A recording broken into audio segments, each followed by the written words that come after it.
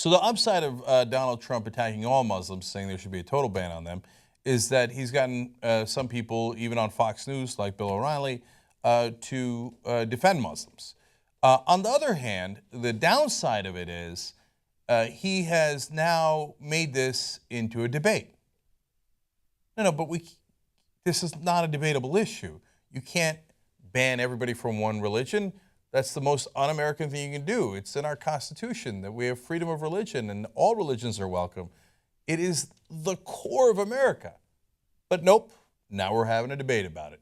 So after O'Reilly yells at Trump, he brings on two other Fox hosts who totally agree with Trump, and they proceed to have a legitimate debate over it. That if you ban all Muslims, you really hurt yourself in the war against the jihad, because you need those nations like Jordan and Morocco and Egypt and Turkey to help you. Yeah, because if you didn't have their help, Bill, this war against radical Islamist terrorism would last, what, you figure 14 years without winning. We haven't won in Afghanistan. We haven't fought. Well, that's the point, and we've had their help. Okay. He didn't retreat at all. He never on does. Any point. He never does. He did what he said he was going to do. President Obama created a vacuum on Sunday night by saying absolutely nothing. Trump jumps in with a strong statement and doesn't back off at all. He didn't back off with you in the slightest. And when you challenged him and said, you've got to have Arab nation support in order to get this war won, he came right back at you and said, nothing for nothing. How do you know it is hurting us? Come on. Okay, you see that? If you don't back off, that means you're right. Okay. Excellent counterpoint, Stuart. Okay, and then Lou Dobbs, 14 years we've been fighting this. But wait, you're the one who wanted to go into Iraq in the first place. Now you're belly aching about it? Oh, we didn't win. Well, I thought you told me Bush won. We hung the mission accomplished banner. He said we got democracy in Iraq. Now you're telling me we didn't win. So what's your answer to this? I don't know. Ban all Muslims. I mean, it is preposterously stupid, but here we are in the middle of a debate. Here it keeps going. I mean, both of you must know geopolitically, to win a war against a decentralized enemy like ISIS, it's not a country, all right? You need as many people on the ground close to them as possible. You can't say to the king of Jordan, you and your countrymen can't come here and expect them to help you. You can neither allow people to come into this country without knowing who they are, where they live. Nobody's questioning strong vetting.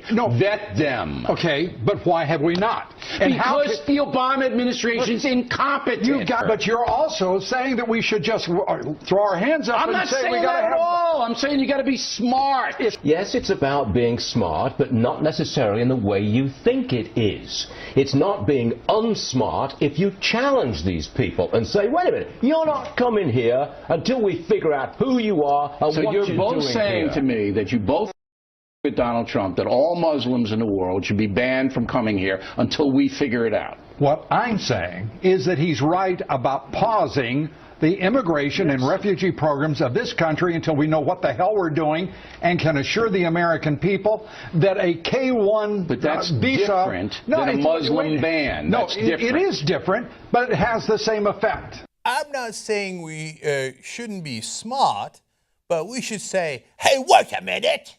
Let's challenge these people. Okay, what about that was smart? Okay, genius, you figured it out. We should just stop all the Muslims and then yell at them like, we're going to challenge you. What are we challenging them to? We already have a process. You know how long it takes to get refugee status, for example, here in America? On average, close to 2 years. We have the hardest vetting process in the world. That's not what they're talking about here. They find that to be incompetent. All three of them do. Oh, that's not nearly enough. We should make them wait for decades before they're allowed into the country. No. Trump is talking about a total ban. And these guys are like, yes, we need to stop all the immigrants. Said Stu Varney, who's clearly not born in the United States of America. Oh, I meant all the immigrants that aren't like me, but that are those people. Now, I don't want to be unsmart. Too late. Okay, now, more of this debate now on MSNBC. Chris Hayes did a great job of challenging Steve King, the Republican from Iowa here. I don't want to take anything away from him. but we're stuck in the middle of a stupid debate that we shouldn't even be having. Watch. You didn't necessarily agree with it, but you were glad it opened up space for it to be debated on the merits. Can you elaborate what you mean by that? Well, yes. I mean, the politically correct enforcement that's out there in our society has tightened things down to the point where people just walk on eggshells and they're afraid to address the things that are really on their mind. And Donald Trump has opened this up wide. He's made a very bold statement, and he's backed it back just a little bit when he said it's temporary. But now that lets us all have an open conversation about what this might mean if Donald Trump gets his way, or how we might be able to adjust that in a way to make American people safer. Now, listen to what Steve King said. I'm going to quote here again. I'm not announcing that I agree with him, but I do say that I thank him for opening up the topic and opening up it nice and wide so we can have a real debate about this. And this is how it starts. So should we be having a debate, as Chris Hayes asked later, about whether we should let the Jews into the country? No, that's not a debate to have, right? And should we have a debate about whether we should let the Muslims into the country? No, that's not a debate to have. Some things are not debatable. But Trump, by going so insanely right-wing, has opened up these debates and has opened up this Pandora's box. So a lot of terrorists have already flown out of it. God knows what's at the bottom of that thing, but it looks like we're nowhere near the bottom. And he sunk our country into this dark place where we're having discussions about topics like this we would have never dreamed about before as decent Americans.